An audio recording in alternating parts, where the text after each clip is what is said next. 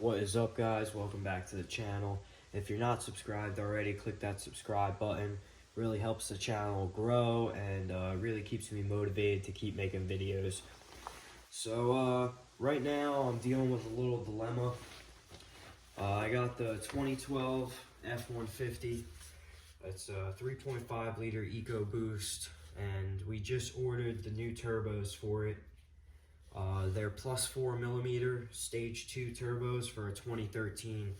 Now the main difference with those turbos is the 2012 has the blow-off valve integrated into the turbine housing.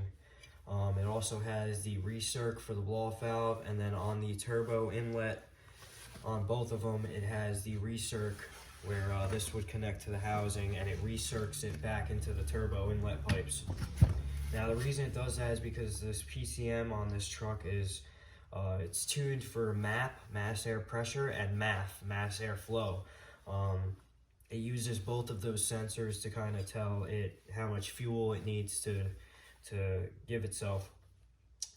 So that's a big hurdle that we're gonna have to figure out with putting these turbos on the truck.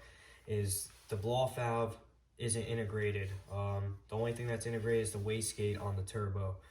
The blow-off valve is integrated in the intercooler onto the intercooler in the 2013s. So I plan on, doing my own little thing with that. I'll talk to you guys a little bit about that later, but right now the main problem I'm having is this is the stock turbo housing, and the outer or the inner diameter is going to be plus 4mm bigger than this now with the turbos that'll be here within the next few days. So they don't make aftermarket turbo inlet pipes for a 2012 or a 2013. They make them for 2017 to 2020.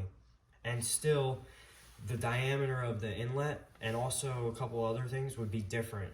So I really want to be able to use these stock inlets, but it's going to be plus 4mm, and this barely fits on the housing now. Like, it's a really tight fit even without a clamp. There's no way I'm going to be able to get them to fit. So what I've been thinking about doing is it's either two options: make custom turbo inlet pipes, which is going to take a lot because these are part of the airbox system. So they go from turbo inlet to this side that goes to the top of your airbox. It's a huge diameter to a small diameter. It would be two really hard pipes to recreate. This is the other one.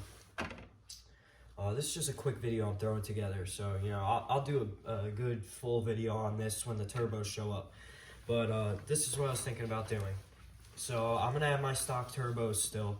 This one was shot, it's already off and taken apart. The other one's still on the truck. We got aftermarket manifolds too. I'm thinking about cutting this right off of the turbo housing. This and this are the same size. So this is for the cold side intercooler piping. Cold side intercooler piping. And then this is your turbo inlet. They're both the same size, so I can literally just use this housing, and then I'll have another two on the other housing if I mess up. But I can cut this right off right there, and I could probably weld this onto the front of the turbo, the new ones that I'm getting. And that would make a step down so that I could use these turbo inlets, and I can just plug these holes for the recirc for the blow-off valve. I'll just plug them on both of them and we'll be good to go. These are a little restrictive, but I don't think it's going to matter that much. And it would be a step, it's like a down step and then to an opening if this was welded on the front of the turbo. But I think that's going to work, and I think we're going to do that with the new AHP AC/DC welder we got. So I'll make a video on that definitely. But once I get the turbos, we'll take a closer look to this. It's like 10 o'clock at night. I'm in sweatpants and I'm out here just like thinking about how I'm gonna figure out this dilemma. There's not a lot of stuff on these trucks as far as custom builds. There's bolt-on parts, but I haven't seen a video of anybody putting a 2013 turbo into a 2012 and trying to do what I'm trying to do right now. So it's gonna take a lot of custom work, and I'm willing to do it. I got a garage filled with tools and fabrication equipment, so I might as well put it to use.